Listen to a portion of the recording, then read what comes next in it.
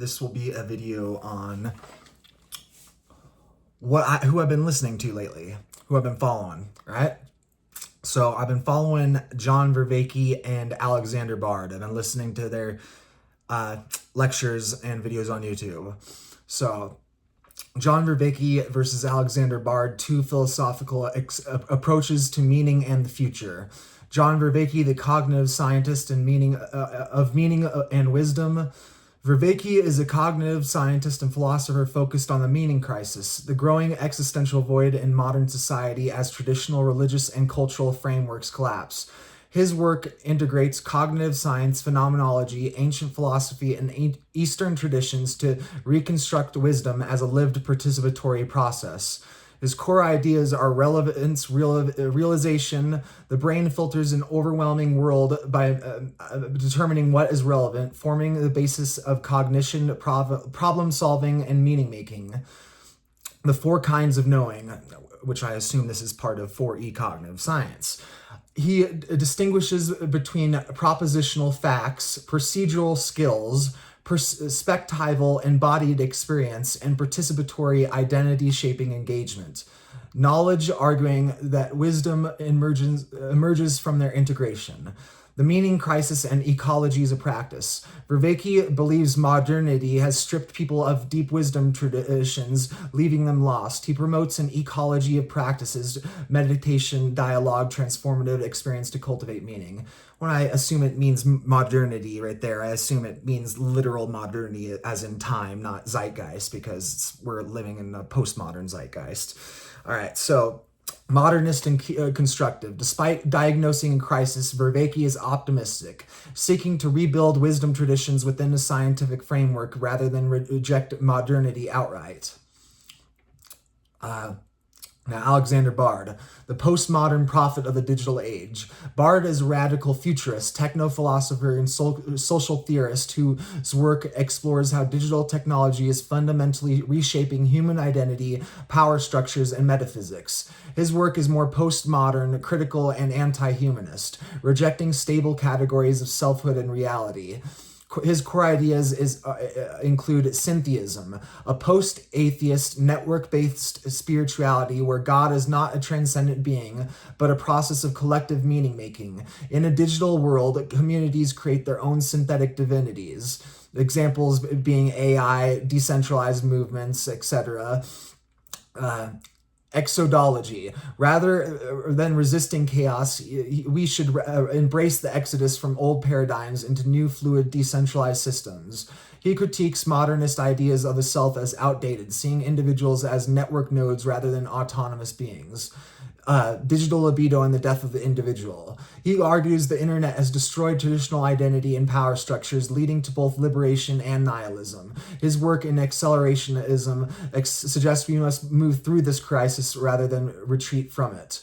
Postmodernist and critical. Bard's philosophy is more disruptive, focusing on deconstruction and escape from outdated models rather than reconstructing meaning within existing frameworks. Key contrast, modernist versus postmodernist responses to crisis. Vervaeke's is modernist and constructive. His approach to meaning is the meaning crisis is a loss of wisdom traditions that can be reconstructed through cognitive science and practices. Alexander Bard's approach to meaning is postmodern and critical. Meaning is an evolving network phenomenon. Traditional concepts like self and truth are outdated. John Vervaeke's views on identity. Humans have a deep need for participation and wisdom cultivation. Alexander Bard's view on identity. The individual is dead, identity is fluid and network-driven. John Vervaeke's view on spirituality. Advocates for non-theistic but deeply embodied and transformative wisdom traditions. Alexander Bard's view on spirituality. Proposes syntheism, God as a participatory process, not a being. John Vervaeke's response to the crisis, rebuild wisdom traditions through science and practice. Alexander Bard's response to the crisis, embrace chaos, accelerate the collapse of old paradigms. John Vervaeke's tone, optimistic, constructive, and modernist. Alexander Bard's critical, disruptive, and postmodernist. And it was saying, conclusion, why follow both? Despite their differences, both John Vervaeke and Bard diagnose a profound crisis in meaning. One psychological and spiritual, Vervaeke, the other technological and socio-political, Bard. Vervaeke wants to heal and rebuild. Bard wants to accelerate and escape.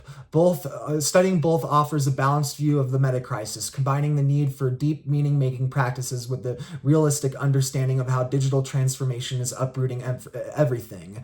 This should give people a stark contrast between the two while highlighting why both perspectives matter. And one other thing I'd like to add on to that, because I started adding on to questions, but it got down the rabbit hole of the freaking,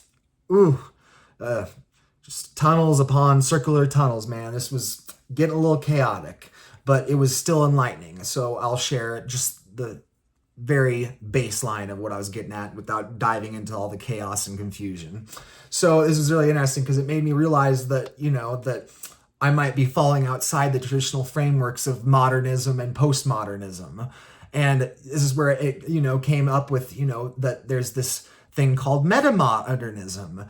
And I was getting into the metamodernism, and it was suggesting that my ontology is actually, with metamodernism, but also beyond metamodernism.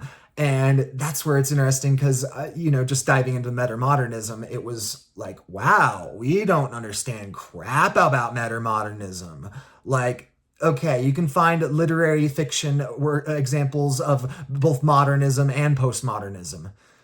Please give me some examples of literary fiction that are metamodern without falling into the postmodern, categorization. Because I ask, any of the AIs, what's our examples of metamodern literary fiction? And it comes up with things like Infinite Jest, which I can see where it would be conflating that, it's postmodern, but injected with new sincerity, which definitely isn't a postmodern, construct. So it might get confused and think it's metamodern, but it's still postmodern and infused with new sincerity. So maybe it's metamodern, like in one sense, but in another sense it isn't. But where is the strictly metamodern literary, fiction works? I have not found them yet, but diving into this is quite interesting. So that's where I wanted to share with you who I've been following recently, and why. Because it's quite interesting. Because John Vervaeke, I love how optimistic he is, but at the same time, I'm going, okay, you need some level of theism into an ontological framework to reconstruct this wisdom and meaning-making crisis, which he doesn't do. He's going all from the Buddhist perspective, the non-theist, but he needs to dive into the Jainism, the Jainist view of transtheism, going beyond the theism, it's not atheism, it's not theism, it's both but neither, and beyond, That's what John Vervaeke needs to go into. And then Alexander Bard, he's too much on that edgelord critical side of things, man. Like, I see where he's coming from, and he has some valid points, but at the same time, it's like, damn, man, like, you don't understand that your ontological framework it's too nihilistic, It's wild, seeing the contrast between this two and watching the two, and listening to what they're talking about, So I already have watched all of John Vervaeke's Awakening from the Meaning Crisis, so now I'm watching, his series on, what was it? Socrates, his videos on his series on Socrates, about halfway through that. And while I'm going through that, I've been, watching videos on Alexander Bard on his things. So anyway, I just want to share that with you because quite interesting, quite fun. But anyway, peace, victory, sign out.